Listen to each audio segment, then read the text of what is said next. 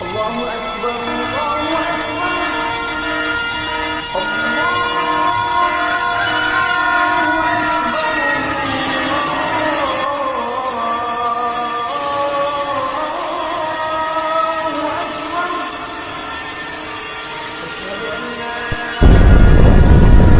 قیامت ایک ایسا سچ جو ہو کے رہے گا،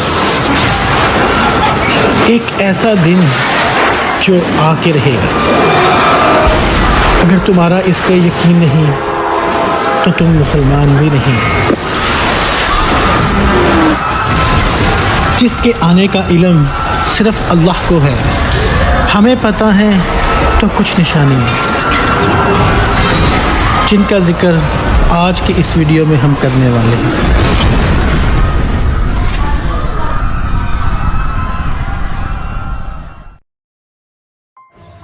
ایک سفر بگ بینگ ہونے سے آج تک کا، اور پھر قیامت تک کا۔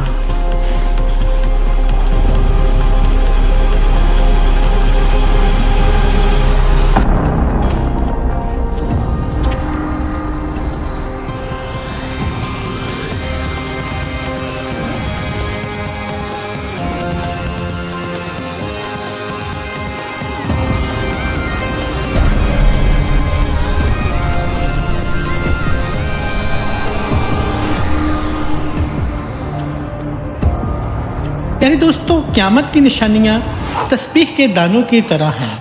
جب تسبیح ٹوٹتی ہے تو دانے بکھر جاتے ہیں، یعنی قیامت کی بڑی نشانیاں بھی ایسے ہی تیزی سے نمودار ہوں گے جیسے تسبیح ٹوٹنے سے دانے اوپر نیچے تیزی سے گرتے ہیں۔ دوستو، قیامت کب آئے گی اس کا علم صرف اور صرف اللہ کو ہے، اللہ کے علاوہ کوئی نہیں جانتا۔ البتہ اللہ رب العزت نے قیامت کی نشانیاں بیان فرمائی ہیں جو قیامت کے قریب ظہور پذیر ہوں گے، اور نبی اکرم صلی اللہ علیہ وآلہ وسلم نے بھی ان نشانیوں کے بارے میں اپنی امت کو آگاہ فرمایا ہے۔ آج کے اس ویڈیو میں آپ کو نبی اکرم صلی اللہ علیہ وآلہ وسلم کی احادیث مبارکہ کی روشنی میں قیامت کی 10 بڑی نشانیوں کے بارے میں مکمل تفصیل بتائی جائے گی۔ آپ کو نہ صرف یہ نشانیاں بتائیں گے بلکہ ان نشانیوں کی ترتیب کے حوالے سے بھی اہل علم کی رائے سے بھی آگاہ کریں گے۔ اور آپ سے التماس صرف اتنی ہی ہے کہ ویڈیو کو آخر تک ضرور دیکھیے گا اور اپنے دوستوں کے ساتھ شیئر بھی ضرور کیجیے گا۔ دوستو، نبی اکرم صلی اللہ علیہ وآلہ وسلم نے قیامت کی جو 10 بڑی نشانیاں اپنی امت کو بتائی ہیں، ان میں سب سے پہلی اور بڑی نشانی دخان ہے، جو ایک بہت بڑا دھواں ہوگا جو ظاہر ہوگا مشرق سے مغرب تک تمام زمین پر چھا جائے گا اور مسلسل 40 روز تک چھایا رہے گا، جس کی وجہ سے تمام لوگ سخت پریشان ہو جائیں گے۔ مسلمان تو صرف دماغ اور حواس کی کدورت اور زکام میں مبتلا ہوں گے، مگر منافقین اور کفار بے ہوش ہو جائیں گے، اور ان کی ہوش و حواس اس طرح سے ہو جائیں گے کہ بعضوں کو کئی دن تک ہوش نہیں آئے گا۔ یاد رہے کہ اس دھوئیں کا نام دخان ہے، جیسا کہ اس دھوئیں کا ذکر قرآن پاک کی سورہ دخان آیت نمبر 10 میں موجود ہے، اور حضرت حذیفہ رضی اللہ تعالیٰ عنہ اور ان کے تابعین کے قول کے مطابق اس آیت میں اس دھوئیں کا اشارہ کیا گیا ہے۔ آیت میں اللہ سبحانہ و تعالیٰ فرماتے ہیں، سو آپ اس دن کا انتظار کیجئے جب آسمان واضح دھواں لائے گا جو لوگوں کو ڈھانپ لے گا۔ یہ ہے دردناک عذاب اس دن کا۔ اس دن کہیں گے، اے ہمارے رب، ہم سے اس عذاب کو دور کر دے، بے شک ہم ایمان لانے والے ہیں۔ اب ان کی نصیحت قبول کرنے کا وقت کہاں ہے؟ حالانکہ ان کے پاس واضح ہدایت دینے والے رسول آ گئے تھے، پھر انہوں نے ان رسولوں کا انکار کیا اور کہا کہ یہ سکھائے ہوئے دیوانے ہیں۔ دوستو، یاد رہے کہ اس آیت نے آسمان کے دھواں لانے سے مراد ہے قرب قیامت میں دھوئیں کا ظاہر ہونا، جیسا کہ قتادہ نے کہا ہے کہ اس آیت کا معنی ہے، یا محمد صلی اللہ علیہ وسلم، آپ ان کافروں کے ساتھ اس دن کا انتظار کیجئے جب آسمان پر واضح دھواں چھا جائے گا۔ دوستو، مذکورہ آیات میں یعنی دھوئیں کے متعلق مفسرین کے مختلف اقوال ہیں۔ اس دھوئیں کی حقیقت کو جاننے کے لیے ان اقوال کا تذکرہ ضروری ہے۔ پہلا قول، جس کے بارے میں حضرت علی رضی اللہ تعالیٰ عنہ، حضرت ابن عباس، حضرت ابن عمر، حضرت ابو ہریرہ اور زید بن علی حسین فرماتے ہیں کہ دخان یعنی دھواں قیامت کی علامتوں میں سے ہے۔ یہ ابھی تک ظاہر نہیں ہوا، یہ قرب قیامت میں 40 روز تک ظاہر ہوگا اور آسمان اور زمین کی فضا کو بھر لے گا۔ مومن پر اس کا اثر زکام کی صورت میں ظاہر ہوگا اور کافر و فاجر کی ناکوں میں داخل ہو کر ان کے کانوں کے سوراخوں سے نکلے گا، ان کا دم گھٹنے لگے گا اور یہ دھواں جہنم کے اثار سے ہے۔ حضرت ابو سعید خدری رضی اللہ عنہ سے روایت ہے کہ رسول اللہ صلی اللہ علیہ وآلہ وسلم نے فرمایا کہ یہ دھواں قیامت کے دن لوگوں میں ہیجان پیدا کرے گا۔ مومن پر اس کا اثر زکام کی صورت میں ہوگا اور کافر کے جسم میں داخل ہو کر اس کے کانوں کے سوراخوں سے نکلے گا۔ تفسیر امام ابن حاتم۔ اس حوالے سے دوسرا قول یہ ہے کہ آسمان کے دھواں لانے سے مراد ہے کفار کی بو کی کیفیت، جیسا کہ حضرت ابن مسعود رضی اللہ عنہ سے روایت ہے، فرمایا دھوئیں سے مراد کفار کی بو کی کیفیت ہے۔ جب نبی اکرم صلی اللہ علیہ وآلہ وسلم نے ان کی مسلسل سرکشی اور حد درمی کی وجہ سے ان کے خلاف دعا کی تو ان پر قحط آ گیا۔ بو کی شدت میں جب وہ آسمان کی طرف دیکھتے تو وہ ان کو دھوئیں کی طرح نظر آتا۔ پھر اللہ تعالیٰ نے نبی اکرم صلی اللہ علیہ وآلہ وسلم کی دعا سے ان سے وہ کیفیت دور کر دی۔ اگر اس سے مراد قیامت کا دھواں ہوتا تو وہ ان سے دور نہ ہوتا۔ اسی طرح سے حضرت عبداللہ بن مسعود رضی اللہ تعالیٰ عنہ بیان کرتے ہیں کہ یہ دھواں اس لیے ظاہر ہوا کہ قریش نے نبی اکرم صلی اللہ علیہ وآلہ وسلم کی مسلسل نافرمانی کی، تو نبی صلی اللہ علیہ وآلہ وسلم نے ان کے خلاف دعا کی کہ اے اللہ ان پر ایسے قحط کی سال مسلط کر دے جس طرح حضرت یوسف علیہ السلام کے زمانے میں قحط آیا تھا۔ پھر ان پر قحط آ گیا اور ان پر سخت مصیبت آ گئی، حتیٰ کہ انہوں نے ہڈیاں کھا لیں۔ ان میں ایک شخص آسمان کی طرف دیکھتا تو اس کو آسمان دھوئیں کی طرح نظر آتا۔ پھر اللہ تعالیٰ نے یہ آیت نازل فرمائی، سو آپ اس دن کا انتظار کیجئے جب آسمان واضح دھواں لائے گا جو لوگوں کو ڈھانپ لے گا، یہ ہے دردناک عذاب۔ پھر رسول اللہ صلی اللہ علیہ وآلہ وسلم کے پاس یہ لوگ لائے گئے اور آپ صلی اللہ علیہ وآلہ وسلم سے کہا گیا کہ یا رسول اللہ صلی اللہ علیہ وآلہ وسلم مطر کے لیے بارش کی دعا کیجئے، یہ لوگ ہلاک ہو رہے ہیں۔ آپ نے فرمایا مطر کے لیے؟ تم تو بہت جری ہو۔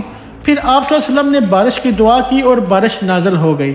پھر یہ آیت نازل ہوئی، بے شک تم کفر کی طرف لوٹنے والے ہو۔ پھر جب یہ بارش ہونے سے مطمئن ہو گئے تو پھر کفر کی طرف لوٹ گئے۔ پھر اللہ تعالیٰ نے سورۃ دخان کی آیت نمبر 16 نازل فرمائی، جس دن ہم بہت سخت گرفت کے ساتھ پکڑیں گے، بے شک ہم انتقام لینے والے ہیں۔ حضرت ابن مسعود رضی اللہ تعالیٰ عنہ نے فرمایا کہ اس سے مراد یوم بدر کا انتقام ہے۔ پیارے دوستو، امام بخاری کی اس سلسلے میں ایک اور روایت ہے کہ حضرت عبداللہ بن مسعود رضی اللہ تعالیٰ عنہ بیان کرتے ہیں کہ جب نبی اکرم صلی اللہ علیہ وآلہ وسلم نے یہ دیکھا کہ مشرکین آپ کے پیغام میں توحید سے اعراض کر رہے ہیں تو آپ نے ان کے خلاف دعا کی کہ اے اللہ ان پر قحط کے ایسے سال مسلط کر دے ایسے حضرت یوسف علیہ السلام کے زمانے کے لوگوں پر قحط کے 7 سال مسلط کیے تھے۔ پھر ان پر قحط آ گیا، پھر ان کے تمام کھیت جل گئے، حتیٰ کہ انہوں نے جانوروں کی کھالوں کو، مردہ جانوروں اور مردہ انسانوں کو بھی کھایا۔ ان میں سے کوئی شخص آسمان کی طرف دیکھتا تو اسے بو کی شدت سے آسمان دھوئیں کی طرح دکھائی دیتا تھا۔ پھر آپ صلی اللہ علیہ وآلہ وسلم کے پاس ابو سفیان آیا اور کہنے لگا کہ یا محمد صلی اللہ علیہ وآلہ وسلم، آپ اللہ کی اطاعت کرنے والے اور صلہ رحم کا حکم دیتے ہیں اور آپ کی قوم کیسے ہلاک ہو رہی ہے، آپ اللہ سبحانہ و تعالیٰ سے ان کے حق میں دعا کیجئے۔ تب یہ آیت نازل ہوئی، الدخان آیت نمبر 10۔ آسمان کو دھوئیں سے تعبیر کرنے کی توجہ یہ بیان کی جاتی ہے کہ اس دھوئیں سے مراد یہ ہے کہ بو کی شدت سے آنکھوں کے آگے جو اندھیرا چھا جاتا ہے، اس اندھیرے کو دھوئیں سے تعبیر کیا۔ اور ابن قتیبہ نے دھوئیں کی تفسیر میں یہ کہا ہے کہ قحط کے ایام میں بارش نہ ہونے کی وجہ سے زمین خشک ہو جاتی ہے اور گرد و غبار اڑنے کی وجہ سے فضا مٹیالی اور مقدر ہو جاتی ہے اور اندھیرا سا لگتا ہے، اس کو مجازاً دھوئیں سے تعبیر فرمایا ہے اور اندھیرا سا لگتا ہے۔ دوسری وجہ یہ ہے کہ عرب کے لوگ جو چیز پھیل جاتی ہے اس کو دھوئیں سے تعبیر کرتے ہیں۔ رہا سوال یہ کہ کون سی روایت معتبر ہے؟ دوستو، پہلی روایت کے مطابق آسمان کے دھواں لانے کا مطلب یہ ہے کہ قرب قیامت آسمان پر دھواں ظاہر ہوگا۔ اور یہ قرب قیامت کی علامت ہے۔ اور دوسری روایت کے مطابق ایام قحط میں کفار کی بھوک کی کیفیت کو مجازاً دھوئیں سے تعبیر کیا گیا ہے، اس لیے پہلی روایت رائج اور معتبر ہے کیونکہ وہ حقیقت پر محمول ہے اور دوسری روایت مجاز پر۔ اس کے علاوہ پہلی روایت کو اس لیے بھی مانا جائے گا کہ پہلی روایت رسول اللہ صلی اللہ علیہ وآلہ وسلم کا ارشاد ہے اور متعدد صحابہ اور فقہاء تابعین کا نظریہ ہے، اور دوسری روایت صرف حضرت عبداللہ ابن مسعود رضی اللہ تعالیٰ عنہ کا قول ہے۔ پیارے دوستو، یہ قیامت کی پہلی بڑی نشانی کے حوالے سے تفصیلی ذکر تھا۔ اب بات کرتے ہیں قیامت کی دوسری بڑی نشانی کی۔ تو یاد رہے کہ 10 بڑی نشانیوں والی حدیث میں نبی کریم صلی اللہ علیہ وآلہ وسلم نے قیامت کی جو دوسری بڑی نشانی بتائی ہے وہ ہے دجال کا ظہور۔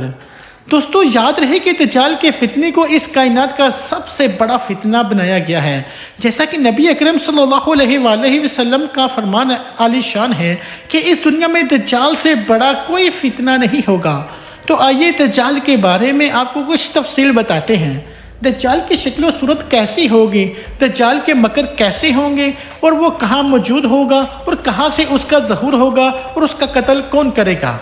دوستو روایات کے مطابق یہ ہے کہ دجال ایک نوجوان مرد ہوگا، وہ بھاری برگم جسم اور سرخ رنگت کا مالک ہوگا، عوام میں اس کا لقب مسیح ہوگا۔ وہ ایک آنکھ سے کانا ہوگا، اس کے بال چھوٹے اور گنگریالے ہوں گے، سواری میں ایک بڑا گدھا ہوگا۔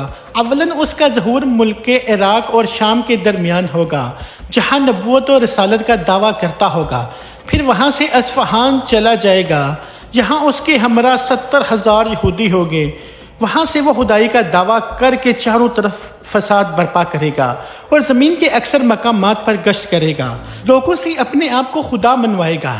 کہتے ہیں کہ لوگوں کی آزمائش کے لیے خداوند کریم اس سے بڑے بڑے عجیب و غریب کام ظاہر کرے گا۔ اس کی پیشانی پر لفظ کاف فے رے لکھا ہوگا جس کی شناخت صرف اہل ایمان ہی کر سکیں گے۔ اس کے ساتھ ایک آگ ہوگی جس کو دوزخ سے تعبیر کرے گا، اور ایک باغ ہوگا جس کو جنت کہے گا۔ مخالفین کو آگ میں اور موافقین کو جنت میں ڈالے گا۔ اس کے پاس کھانے پینے کی چیزوں کا بہت بڑا ذخیرہ ہوگا، جس کو چاہے گا دے دے گا۔ جو فرقہ اس کا مخالف ہوگا تو اس سے اشیاء مذکورہ بند کر دے گا۔ اسی قسم کی بہت سی ایذائیں مسلمانوں کو پہنچائے گا، مگر اللہ کے فضل و کرم سے اللہ کا ذکر و تسبیح مسلمانوں کو کھانا پینے کا کام کرے گی۔ دوستو روایات کے مطابق اس کے ظہور ہونے سے 2 سال پہلے قحط رہ چکا ہوگا، تیسرے سال دوران قحط ہی اس کا ظہور ہوگا۔ کہتے ہیں اس کے ساتھ جنت اور دوزخ بھی ہوگے، لیکن حقیقت میں وہ جنت دوزخ ہوگی اور دوزخ جنت ہوگی۔ تو جو شخص اس کی دوزخ میں ڈالا جائے اسے چاہیے کہ وہ سورہ کہف کی ابتدائی آیات پڑھے، اور دوزخ اس کے لیے ایسا ہی باغ ہو جائے گا جیسے حضرت ابراہیم علیہ السلام پر ہوئی تھی۔ پیارے دوستو روایات کے مطابق اس کا ایک فتنہ یہ بھی ہوگا کہ وہ ایک دیہاتی سے کہے گا کہ اگر میں تیرے ماں باپ کو زندہ کر دوں تو کیا مجھے خدا مانے گا؟ وہ کہے گا کہ ہاں، تو 2 شیطان اس کے ماں باپ کی صورت بنا کر آئیں گے اور تو کہیں گے بیٹا اس کی اطاعت کرو، وہ تمہارا رب ہے۔ اور فرمایا کہ ایک فتنہ دجال کا یہ ہے کہ وہ ایک شخص کو مار کر چیر کر اس کے 2 ٹکڑے کر دے گا اور کہے گا کہ دیکھو میں اس بندے کو اب ملاتا ہوں، کیا اس کے بعد بھی میرے علاوہ کسی دوسرے خدا کو مانو گے؟ خدا تعالیٰ اس دجال کا فتنہ پورا کرنے کے لیے اسے دوبارہ زندہ کرے گا۔ دجال اس سے پوچھے گا کہ تیرا رب کون ہے؟ تو وہ کہے گا کہ میرا رب اللہ ہے اور تو خدا کا دشمن دجال ہے۔ خدا کی قسم اب تو تیری دجال ہونے کا مجھے پورا یقین ہو گیا ہے۔ دوستو یہ بھی فرمایا کہ دجال کا ایک فتنہ یہ بھی ہوگا کہ دجال آسمان کو حکم دے گا اور بارش برسے گی، اور زمین کو حکم دے گا وہ سبزہ اگائے گی، اور اس روز چرنے والے جانور خوب موٹے تازے ہوں گے، اونکیں بری ہوئیں تھن دودھ سے لبریز ہوں گے۔ سوائے مکہ معظمہ اور مدینہ منورہ کے کوئی خطۂ زمین ایسا نہ ہوگا جہاں دجال نہ پہنچا ہوگا۔ مکہ اور مدینہ میں داخل ہوتے وقت فرشتے اس کو ننگی تلواروں سے روکیں گے۔ دجال کے بارے میں ایک تفصیلی روایت میں ہے کہ حضرت ابو امامہ فرماتے ہیں کہ نبی کریم صلی اللہ علیہ وآلہ وسلم نے ہم کو خطبہ دیا اور ایک لمبی تقریر فرمائی، اس میں دجال کا حال بھی بیان کیا۔ آپ صلی اللہ علیہ وآلہ وسلم نے فرمایا کہ جب سے اللہ تعالیٰ نے اولاد آدم کو پیدا کیا ہے اس وقت سے اب تک دجال کے فتنے سے بڑھ کر کوئی بڑا فتنہ پیدا نہیں فرمایا۔ تمام انبیاء اپنی امتوں کو دجال سے خوف دلاتے رہے ہیں، کیونکہ تمام انبیاء علیہ السلام کے آخر میں ہوں اور تم بھی آخری امت ہو، اس لیے دجال تم ہی لوگوں میں پیدا ہوگا۔ اگر وہ میری زندگی میں ظاہر ہو جاتا تو میں تم سب کی جانب سے اس کا مقابلہ کرتا، لیکن چونکہ وہ میرے بعد ظاہر ہوگا اس لیے ہر شخص اپنے نفس کی جانب سے اپنا بچاؤ کر لے گا، اللہ میری جانب سے اس کا محافظ ہوگا۔ مزید فرمایا کہ سنو، دجال شام و عراق کے مابین مقام خلا سے ہوگا اور اپنے دائیں بائیں ملکوں میں فساد پھیلائے گا۔ اے اللہ کے بندو، ایمان پر ثابت قدم رہنا، میں تم کو اس کی وہ حالت سناتا ہوں جو مجھ سے پہلے کسی نے بھی بیان نہیں کی۔ پہلے تو وہ نبوت کا دعویٰ کرے گا، پھر کہے گا میں خدا ہوں، نعوذ باللہ۔ تم مرنے سے پہلے خدا کو نہیں دیکھ سکتے، پھر دجال کیسے خدا ہوا؟ اس کے علاوہ وہ کانا ہوگا، تمہارا رب کانا نہیں۔ اس کی پیشانی پر کاف ر لکھا ہوگا جسے ہر مومن عالم ہو یا جاہل سب پڑھ لیں گے۔ حضور اکرم صلی اللہ علیہ وآلہ وسلم نے فرمایا کہ پس جب دجال ویرانے پر سے گزرے گا تو اسے حکم دے گا کہ اپنے خزانے نکال، اس کے خزانے اس کی ایسی اتباع کریں گے جیسے شہد کی مکھیاں اپنے سردار کی۔ پیارے دوستو، جہاں تک بات ہے دجال کے قتل کی اور اس سے پہلے لڑی جانے والی لڑائیوں کی، اس حوالے سے یہ تفصیلی حدیث ملاحظہ فرمائیں۔ ناظرین، حضرت ابو ہریرہ رضی اللہ تعالیٰ عنہ بیان کرتے ہیں کہ رسول اکرم صلی اللہ علیہ وآلہ وسلم نے فرمایا کہ قیامت اس وقت تک قائم نہیں ہوگی کہ جب تک اہل روم اماک یا دابق کے مقام پر نہ پہنچیں، پھر ان سے لڑنے کے لیے اس زمانے کے بہترین لوگوں کا ایک لشکر مدینہ منورہ سے روانہ ہوگا۔ جب دونوں لشکر آمنے سامنے وابستہ ہوں گے تو رومی کہیں گے ہمارے جو آدمی قید کیے گئے ہیں اور اب مسلمان ہو چکے ہیں انہیں اور ہمیں تنہا چھوڑ دو، ہم ان سے جنگ کریں گے۔ مسلمان کہیں گے نہیں واللہ ہم ہرگز اپنے بھائیوں کو تمہارے حوالے نہیں کریں گے۔ اس پر وہ ان سے جنگ کریں گے۔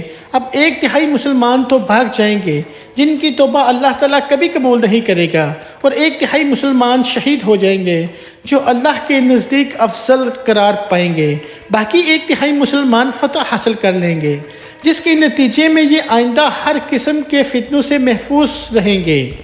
اس کے بعد جلد ہی یہ لوگ قسطنطنیہ فتح کر لیں گے اور اپنی تلواریں زیتون کے درخت پر لٹکا کر یہ لوگ مال غنیمت تقسیم ہی کر رہے ہوں گے کہ شیطان ان میں چیخ کر یہ آواز نکالے گا کہ مسیح دجال تمہارے پیچھے تمہارے گھروں اور بستیوں میں گھس گیا ہے۔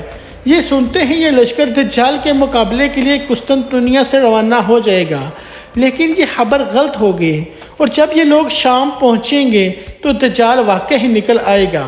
وہاں بھی مسلمان جنگ کی تیاری اور صفیں درست کر رہے ہوں گے کہ نماز فجر کی اقامت ہو جائے گی، اور صفیں درست کرنے میں ہی مشغول ہوں گے کہ نماز فجر کی اقامت ہو جائے گی، اور معان بعد عیسیٰ ابن مریم علیہ السلام نازل ہو جائیں گے اور مسلمانوں کے امیر کو ان کی امامت کا حکم فرمائیں گے۔ اللہ کا دشمن دجال عیسیٰ علیہ السلام کو دیکھتے ہی اس طرح پگھل جائے گا کہ جیسے نمک پانی میں گھلتا ہے۔ اگر عیسیٰ علیہ السلام اسے چھوڑ بھی دیتے تب بھی وہ گل گھل کر ہلاک ہو جاتا، لیکن اللہ تعالیٰ اسے حضرت عیسیٰ علیہ السلام کے ہاتھوں قتل کروائے گا اور وہ اپنے نیزے پر اس کا خون لوگوں کو دکھلائیں گے۔ اس حدیث کو امام مسلم اور ابن حبان نے روایت کیا ہے۔ دوستو، دجال کے قتل کے حوالے سے ایک اور حدیث جو کہ مسلم شریف میں ہے کچھ یوں بیان کی گئی ہے کہ اللہ سبحانہ و تعالیٰ عیسیٰ علیہ السلام کو بھیجے گا۔ عیسیٰ علیہ السلام دمشق کے جامع مسجد کے سفید مینار کے پاس اتریں گے۔ دمشق کے شہر میں مشرق کی طرف زرد رنگ کا کپڑا پہنے ہوئے، اپنے دونوں ہاتھ فرشتوں کے بازو پر رکھے ہوئے، جب عیسیٰ علیہ السلام اپنا سر جھکائیں گے تو پسینہ ٹپکے گا، اور جب اپنا سر اٹھائیں گے تو موتی کی طرح بوندیں بہیں گی۔ جس کافر کے پاس حضرت عیسیٰ علیہ السلام اتریں گے اس کو ان کے دم کی بھاپ لگے گی اور وہ مر جائے گا، اور ان کے دم کا اثر وہاں تک پہنچے گا جہاں تک ان کی نظر پہنچے گی۔ پھر حضرت عیسیٰ علیہ السلام دجال کو تلاش کریں گے وہ مر جائے گا اور ان کے دم کا اثر وہاں تک پہنچے گا جہاں تک ان کی نظر پہنچے گی۔ پھر حضرت عیسیٰ علیہ السلام دجال کو تلاش کریں گے، اس کو باب لد پر پائیں گے اور اس کو قتل کر دیں گے۔ پھر حضرت عیسیٰ علیہ السلام ان لوگوں کے پاس جائیں گے جن کو اللہ نے دجال سے بچایا اور شفقت سے ان کے چہروں کو سہلائیں گے اور ان کو خبر کریں گے کہ ان مقامات کے جو جنت میں ان کے لیے رکھے گئے ہیں۔ دوستو یہ تھی چند روایات جن میں آپ نے دجال کے بارے میں تفصیل سنی۔ چلیے اب آپ کو نبی اکرم صلی اللہ علیہ وآلہ وسلم کی وہ حدیث بتاتے ہیں جس میں قیامت کی 10 بڑی نشانیوں کا تذکرہ ہے۔ یہ 10 نشانیاں ملاحظہ فرمائیں، اس کے بعد ہر نشانی کی تفصیل بھی آپ کو بتائیں گے۔ دوستو حضرت حذیفہ ابن اسید غفاری رضی اللہ تعالیٰ عنہ بیان کرتے ہیں کہ ایک دن ہم لوگ آپس میں قیامت کا ذکر کر رہے تھے کہ نبی اکرم صلی اللہ علیہ وآلہ وسلم ہماری طرف آ نکلے۔ پوچھا کہ تم لوگ کس چیز کا ذکر کر رہے ہو؟ صحابہ نے عرض کیا کہ ہم قیامت کا تذکرہ کر رہے ہیں۔ تب آپ صلی اللہ علیہ وآلہ وسلم نے فرمایا کہ یقیناً قیامت اس وقت تک نہیں آئے گی جب تک تم میں سے پہلے 10 نشانیوں کو نہ دیکھ لو۔ پھر آپ صلی اللہ علیہ وآلہ وسلم نے ان 10 نشانیوں کو اس ترتیب سے ذکر فرمایا: نمبر 1 دھواں، نمبر 2 دجال، نمبر 3 دابۃ الارض، نمبر 4 سورج کا مغرب سے نکلنا، نمبر 5 حضرت عیسیٰ علیہ السلام کا نازل ہونا، نمبر 6 یاجوج ماجوج کا ظاہر ہونا، اور 6، 7ویں اور 8ویں نشانی کے طور پر آپ صلی اللہ علیہ وآلہ وسلم نے 3 حصوف یعنی 3 مقام پر زمین کے 10 جانے کا ذکر فرمایا۔ ایک تو مشرق کے علاقے میں، دوسرا مغرب کے علاقے میں اور تیسرا جزیرہ عرب کے علاقے میں۔ اور 10ویں نشانی کے طور پر جو سب کے بعد ظاہر ہوگی وہ آگ ہے جو یمن کی طرف سے نمودار ہوگی اور لوگوں کو گیر ہانک کر زمین حشر کی طرف لے جائے گی۔ اور ایک حدیث میں یوں ہے کہ وہ ایسی آگ ہوگی جو یمن کے مشہور شہر عدن کے آخری کنارے سے نمودار ہوگی اور لوگوں کو ہانک کر زمین حشر کی طرف لے جائے گی۔ نیز ایک روایت میں 10ویں نشانی کے طور پر یمن کی طرف سے یا عدن کے آخری کنارے سے آگ کے نمودار ہونے کی بجائے ایک ایسی ہوا کا ذکر کیا گیا ہے جو لوگوں کو سمندر میں پھینک دے گی۔ دوستو آپ نے اس روایت میں قیامت کی 10 بڑی نشانیاں سنی۔ جہاں تک ان نشانیوں کی ترتیب کا معاملہ ہے اس بارے میں محدثین اور اہل علم کی رائے سے آگاہ کریں گے، لیکن پہلے آپ کو دخان اور دجال کے علاوہ باقی نشانیوں کے بارے میں تفصیل سے بتاتے ہیں۔ دخان اور دجال کے حوالے سے تفصیل آپ ملاحظہ کر چکے ہیں جو کہ قیامت کی بڑی نشانیوں میں سے پہلی 2 نشانیاں ہیں۔ دوستو تیسری بڑی نشانی ہے دابۃ الارض۔ دوستو دابۃ الارض سے مراد ایک عجیب و خلقت اور نادر شکل کا جانور ہے جو مسجد حرم سے کوہ صفا اور مروہ کے درمیان سے برآمد ہوگا، جس کا ذکر قرآن مجید میں بھی ہے۔ علماء نے لکھا ہے کہ وہ جانور چوپاہے کی صورت میں ہوگا جس کی درازی 60 گز کی ہوگی۔ اس کے نمودار ہونے کی صورت یہ ہوگی وہ کوہ صفا جو کعبہ کی مشرق کی جانب واقع ہے یکا یک زلزلے سے پھٹ جائے گا اور اس میں سے یہ جانور نکلے گا۔ اس کے ہاتھ میں موسیٰ علیہ السلام کا عصا ہوگا اور دوسرے ہاتھ میں حضرت سلیمان علیہ السلام کی انگوٹھی ہوگی۔ تمام شہروں اور علاقوں میں اتنی تیزی سے جائے گا کہ کوئی فرد بشر اس کا پیچھا نہ کر سکے گا اور دوڑ میں اس کا مقابلہ بھی نہ کر سکے گا۔ جہاں جہاں جائے گا ہر شخص پر نشان لگاتا جائے گا۔ جو صاحب ایمان ہوگا اس کو حضرت موسیٰ علیہ السلام کا عصا چھوئے گا اور اس کی پیشانی پر مومن لکھ دے گا، اور جو کافر ہوگا اس پر حضرت سلیمان علیہ السلام کی انگوٹھی سے سیاہ مہر لگا دے گا اور اس کے منہ پر کافر لکھ دے گا۔ دوستو تفسیر ابن کثیر کے مطابق جس جانور کا یہاں ذکر ہے یہ لوگوں کے بالکل بگڑ جانے اور دین حق کو چھوڑ بیٹھنے کے وقت ظاہر ہوگا، جبکہ لوگوں نے دین حق کو بدل دیا ہوگا۔ بعض کہتے ہیں یہ مکہ شریف سے نکلے گا، بعض کہتے ہیں کہ یہ کسی اور جگہ سے، جس کی تفصیل ہم آپ کو آگے بتائیں گے۔ کہتے ہیں وہ جانور بولے گا، باتیں بھی کرے گا اور کہے گا لوگ اللہ کی آیتوں کا یقین نہیں کرتے تھے۔ ابن جریر اسی کو محتار کہتے ہیں، لیکن اس قول میں نظر ہے، واللہ عالم۔ ابن عباس کا قول ہے کہ وہ انہیں زخمی کرے گا، اور ایک روایت میں ہے اور وہ یہ دونوں کرے گا۔ یہ قول بہت اچھا ہے اور دونوں باتوں میں کوئی تضاد بھی نہیں، واللہ عالم۔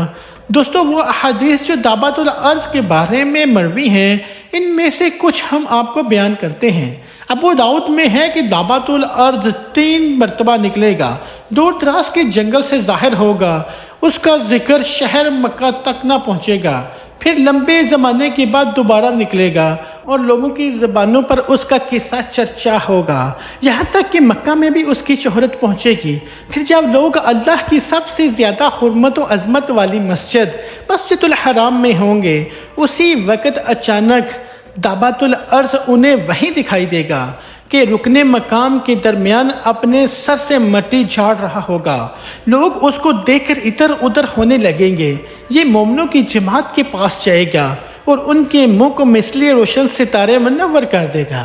ان سے بھاگ کر نہ کوئی بھاگ سکتا ہے، نہ چھپ سکے گا، یہاں تک کہ ایک شخص اس کو دیکھ کر نماز کو کھڑا ہو جائے گا۔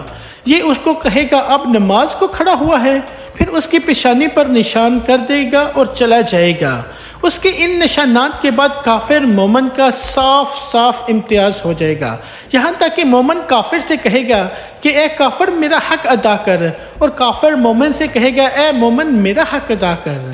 یہ روایت حذیفہ بن اسید سے موقوفاً بھی مروی ہے۔ ایک دوسری روایت میں ہے کہ حضرت عیسیٰ علیہ السلام کے زمانے میں ہوگا، جبکہ آپ بیت اللہ شریف کا طواف کر رہے ہوں گے، اور اس کی اسناد صحیح نہیں ہیں۔ صحیح مسلم میں ہے کہ سب سے پہلے جو نشانی ظاہر ہوگی وہ سورج کا مغرب سے نکلنا اور دعوت الارض کا ظہری کے وقت آ جانا ہے۔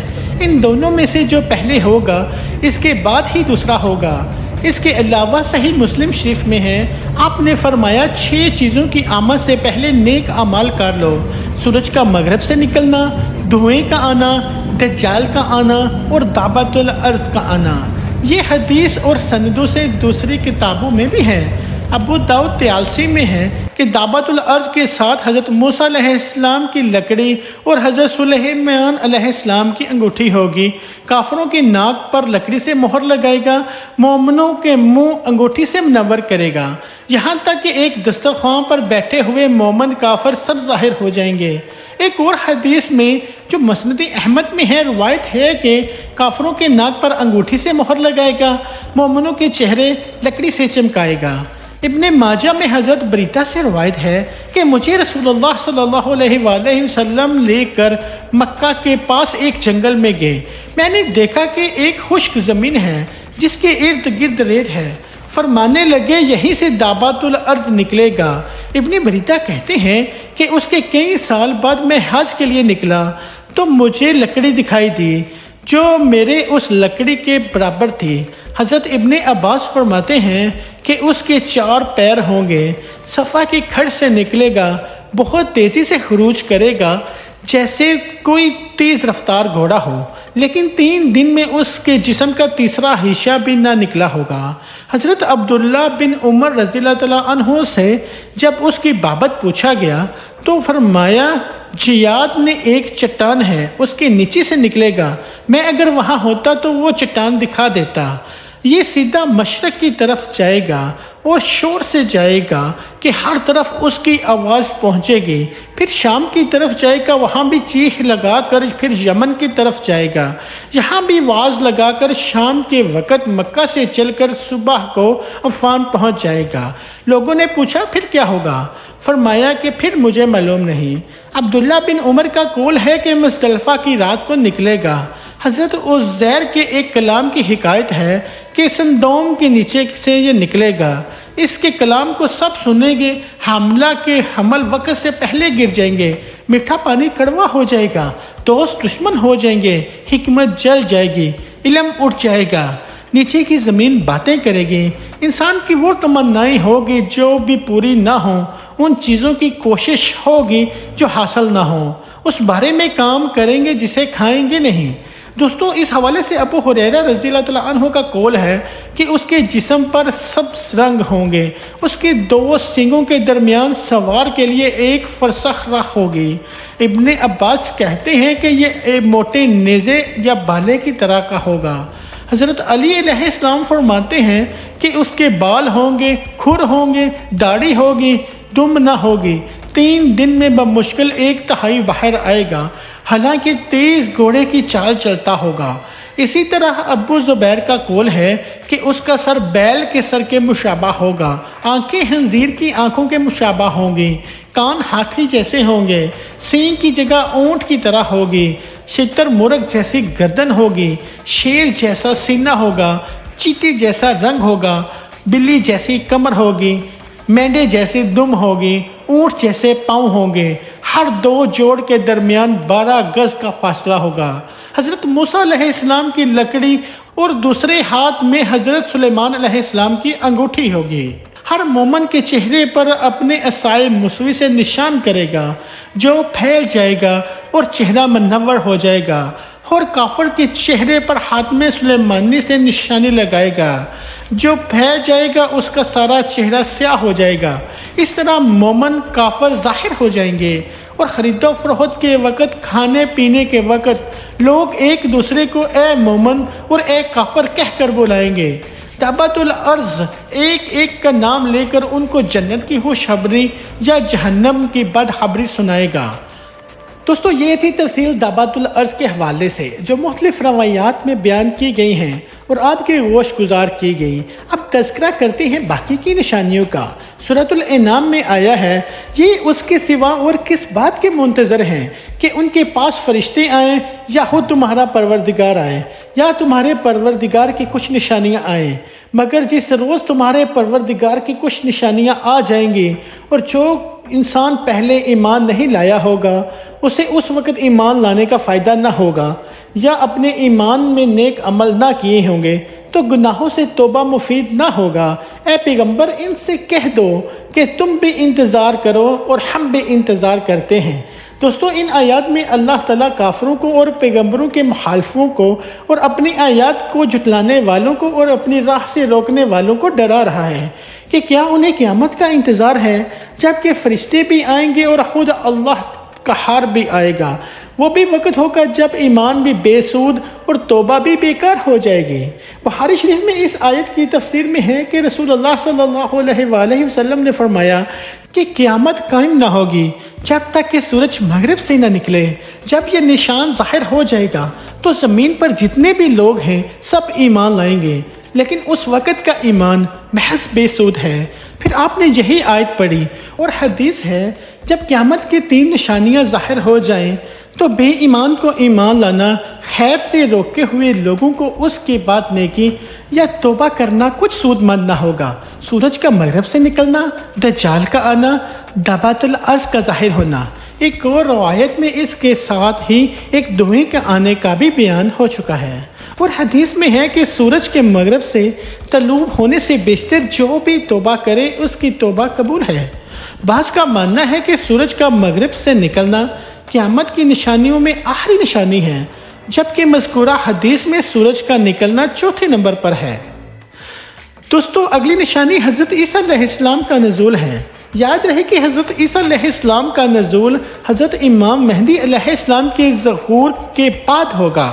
چنانچہ آپ ایک دن شام کے وقت آسمان سے دمشق کی جامعہ مسجد کے مشرقی سفید مینار پر اتریں گے، اور پھر آپ دجال کو تلاش کر کے دروازہ لد پر قتل کر دیں گے۔ لد شام میں ایک موضوع کا نام ہے، اور بعض حضرات نے اس کو فلسطین کا ایک موضوع کا نام بتایا ہے۔ پھر آپ علیہ السلام کا نکاح ہوگا، اور آپ علیہ السلام 40 سال تک دنیا میں رہیں گے، اور آپ علیہ السلام کی تدفین نبی اکرم صلی اللہ علیہ وآلہ وسلم کے ساتھ ہوگی۔ روایات سے معلوم ہوتا ہے کہ دجال کو حضرت عیسیٰ علیہ السلام قتل کریں گے، جیسا کہ دجال کے ذکر میں اس کی تفسیر آپ سن چکے ہیں۔ اس لحاظ سے یہ بھی کہا جا سکتا ہے کہ دجال و حضرت عیسیٰ علیہ السلام کا نزول یکے بعد دیگر ہوگا، یعنی پہلے دجال کا ظہور ہوگا، پھر حضرت عیسیٰ علیہ السلام کا نزول ہوگا، جو اللہ سبحانہ و تعالیٰ کے حکم سے دجال کا خاتمہ فرمائیں گے۔ دوستو، اگلی نشانی یاجوج مجوج کے خروج کی ہے، جو مذکورہ احادیث کی روح میں قیامت کی 6ٹھی بڑی نشانی ہے۔ دوستو، آپ کو بتاتے چلیں کہ یاجوج مجوج دراصل 2 قبیلوں کے نام ہیں جو یافس اور ابن نوح کی اولاد میں سے ہیں۔ یہ دونوں قبیلے بہت وحشی مگر طاقتور تھے، ان کا خاص مشغلہ لوٹ مار اور زمین پر فساد پھیلانا تھا۔ یہ قبیلے جس گھاٹی میں رہا کرتے تھے اس کو ذوالقرنین نے ایک ایسے دیوار سے جس کی بلندی اس گھاٹی کے دونوں طرف کے پہاڑوں کی چوٹی تک پہنچا دی اور موٹائی 60 گز کی ہے، اس میں بند کر دیا تھا تاکہ لوگ ان قبیلوں کی چیرہ دستیوں سے محفوظ رہیں۔ جب قیامت آنے کو ہوگی یا یاجوج ماجوج کے نکلنے کا وقت ہوگا تو دیوار ٹوٹ جائے گی۔ جب قیامت آنے کو ہوگی تو یاجوج ماجوج کے نکلنے کا وقت آئے گا تو دیوار ٹوٹ جائے گی۔ قرآن مجید کی سورہ کہف میں بحوالہ یامجوج ذوالقرنین کے حالات بیان کرتے ہوئے فرمایا گیا ہے کہ جب وہ اپنی شمالی مہم کے دوران 100 دیواروں یعنی پہاڑوں کے درمیان پہنچا، وہاں انہیں ایک ایسی قوم ملی جس کی زبان ناقابل فہم تھی۔ جب ترجمان کے ذریعے گفتگو ہوئی تو انہوں نے عرض کیا کہ یاجوج ماجوج اس سرزمین پر فساد پھیلاتے ہیں، لہٰذا تو ہمارے اور ان کے درمیان ایک دیوار تعمیر کر دیں۔ قرآن مجید میں مزید اس بات کا ذکر موجود ہے کہ کس طرح ذوالقرنین نے اس قوم کو یاجوج ماجوج کی یلغار سے بچانے کے لیے دیوار بنائی۔ یاد رہے کہ یہ جو دیوار بنائی گئی تھی وہ کوئی خیالی یا معنوی نہیں بلکہ حقیقی اور حسی ہے، جو کہ لوہی اور پگھلے ہوئے تانبے سے بنائی گئی تھی، جس سے وقتی طور پر یاجوج ماجوج کا فتنہ دب گیا۔ جب یہ دیوار تعمیر ہو گئی تو ذوالقرنین نے اللہ کا شکر ادا کیا جس نے یہ دیوار بنانے اور لوگوں کو آئے دن کی پریشانی سے نجات دلانے کی توفیق بخشی، اور ساتھ ہی لوگوں کو یہ بھی بتا دیا کہ یہ دیوار اگرچہ بہت مضبوط ہے لیکن یہ لازوال نہیں، جو چیز بھی بنی ہے بالآخر فنا ہونے والی ہے، اور جب میرے رب کے وعدے کا وقت قریب آئے گا وہ اس کو پیوند حق کر دے گا، اور میرے رب کا وعدہ برحق ہے۔ دوستو، اگرچہ دیوار ذوالقرنین بہت مضبوط ہے جس کے اوپر چڑھ کر یا اس میں سوراخ کر کے یاجوج ماجوج کا ادھر آنا ممکن نہیں، لیکن جب اللہ کا وعدہ پورا ہوگا وہ اسے ریزہ ریزہ کر کے زمین کے برابر کر دے گا۔ اس وعدے سے مراد قیامت کے قریب یاجوج ماجوج کا ظہور ہے۔ آئیے اس حوالے سے آپ کو کچھ روایات بتاتے ہیں جن میں یاجوج ماجوج کا ذکر موجود ہے۔ صحیح بخاری کی ایک حدیث میں ہے کہ نبی اکرم صلی اللہ علیہ وآلہ وسلم نے اس دیوار میں تھوڑے سے سوراخ کو فتنے کے قریب ہونے سے تعبیر فرمایا۔ ایک اور حدیث میں آتا ہے کہ یاجوج ماجوج ہر روز اس دیوار کو کھودتے ہیں اور کل کے لیے چھوڑ دیتے ہیں، لیکن جب اللہ کی مشیت ان کے خروج کی ہوگی تو پھر وہ کہیں گے کل انشاءاللہ اس کو کھودیں گے، اور پھر دوسرے دن وہ اس سے نکل جائیں گے اور پھر زمین میں فساد پھیلائیں گے، یعنی انسانوں کو کھانے سے گریز نہیں کریں گے، اور اللہ تعالیٰ کی طرف سے حضرت عیسیٰ علیہ السلام کو حکم ہوگا کہ وہ مسلمانوں کو کوہ طور کی طرف لے جائیں، کیونکہ یاجوج ماجوج کا مقابلہ کسی کے بس میں نہ ہوگا۔ حضرت عیسیٰ علیہ السلام اور ان کے ساتھی اس وقت ایسی جگہ موجود ہوں گے جہاں غذا کی سخت قلت ہوگی۔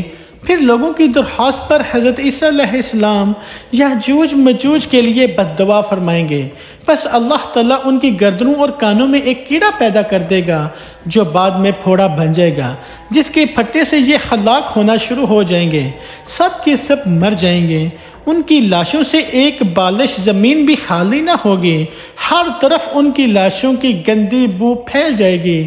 پھر حضرت عیسیٰ ابن مریم دعا کریں گے تو اللہ تبارک و تعالیٰ اونٹ کی گردن برابر پرندے بھیجے گا جو ان کی لاشوں کو اٹھا کر جانے کہاں پھینک دیں گے۔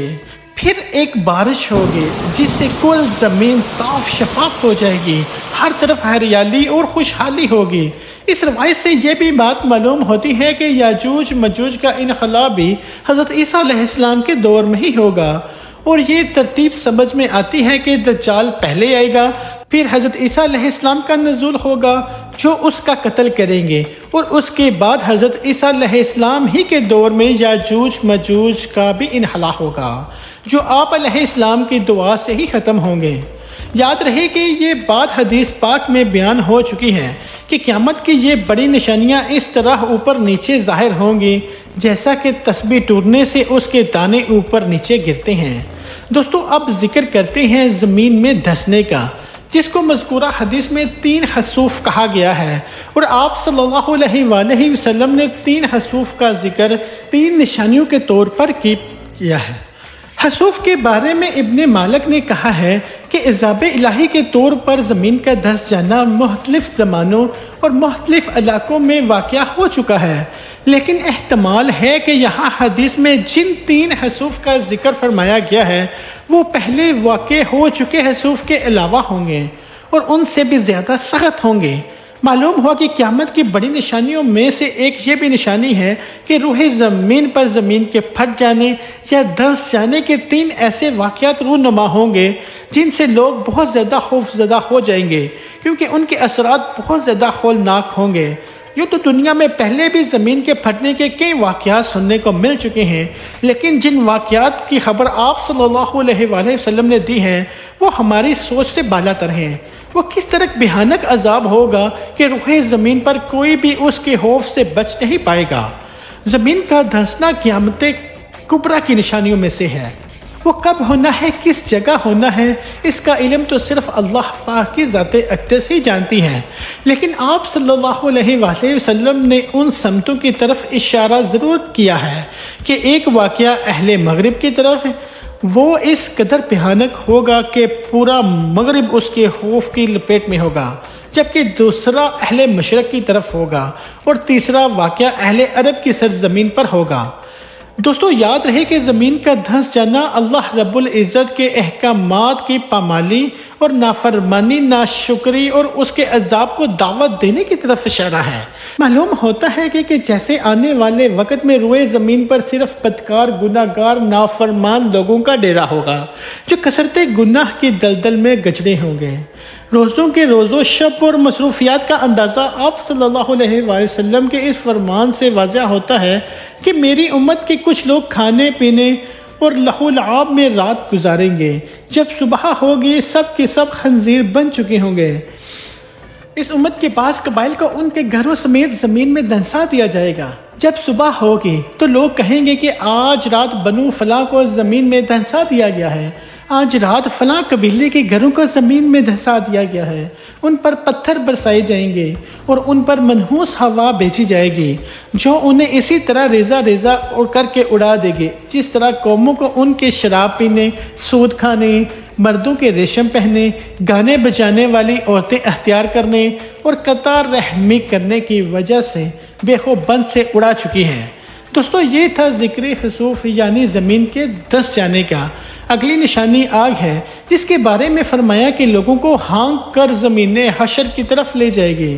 اس میں زمین حشر سے مراد ملک شام کا وہ علاقہ ہے جہاں وہ آگ لوگوں کو لے جا کر چھوڑے گی۔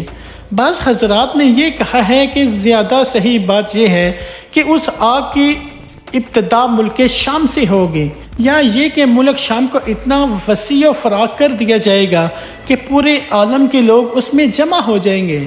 پھر حال حدیث کے اس جملے کا مفہوم یہ نہیں ہے کہ اس آگ کا لوگوں کو ہانکنا حشر کے بعد ہوگا۔ اگر زمین حشر سے مراد میدان حشر لیا جاتا تو یقیناً یہ مفہوم پیدا ہوتا اور اعتراض بھی واقع ہوتا۔ مزید ایک روایت میں یہ بھی منقول ہے کہ وہ آگ حجاز کے سرزمین سے نمودار ہوگی، جبکہ یہاں اس حدیث میں یمن کی جانب سے نمودار ہونا بیان کیا گیا ہے۔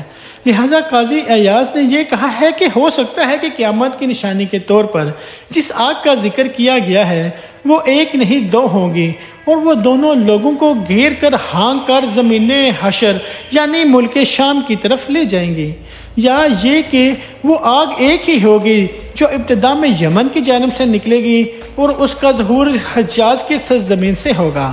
اس موقع پر اس بات کی وضاحت کرنا بھی ضروری ہے کہ اس سلسلے میں بخاری کی جو روایت ہے اس میں یہ فرمایا گیا ہے کہ قیامت کی علامتوں میں سب سے پہلی علامت وہ آگ ہوگی جو لوگوں کو مشرق کی طرف سے گھیر ہانک کر مغرب کی طرف لے جائے گی، جبکہ حقیقت میں وہ آگ سب سے آخری علامت ہوگی۔ جیسا کہ حدیث میں مذکور ہے، بس اس تضاد کو اس تعویل کے ذریعے دور کیا جائے گا کہ قیامت کی سب سے آخری نشانی مذکورہ آگ ہوگی، اور بخاری کی روایت میں آگ کو جو سب سے پہلی نشان قرار دیا گیا ہے وہ اس اعتبار سے ہے کہ کہ قیامت کی ان نشانیوں میں سے سب سے پہلی نشانی ہوگی جس کے بعد دنیا کی چیزوں میں کوئی چیز باقی نہیں ہوگی، بلکہ ان نشانیوں کے وقوع پذیر ہونے کے ساتھ ہی سور پھونکا جائے گا۔ ان کے برخلاف یہاں حدیث میں جن نشانیوں کا ذکر کیا گیا ہے ان میں سے ہر ایک نشانی کے بعد بھی دنیا کی چیزیں باقی رہیں گی۔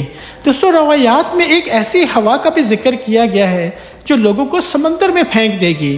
یہ روایت بظاہر اس روایت کے خلاف ہے جس میں آگ کا ذکر ہے، بس ان دونوں روایتوں کے درمیان مطابقت اور یکسانیت پیدا کرنے کے لیے یہ کہا گیا ہے کہ اس دوسری روایت میں لفظ ناس سے مراد کفار ہے اور ان کو ہانکنے والی آگ ہوا کے سخت جھٹکے کے ساتھ ملی ہوئی ہے تاکہ ان کفار کو سمندر میں دھکیلا جا سکے۔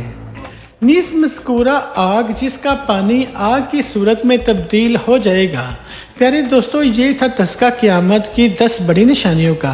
اب ذکر کرتے ہیں ان نشانیوں کی ترتیب کے حوالے سے۔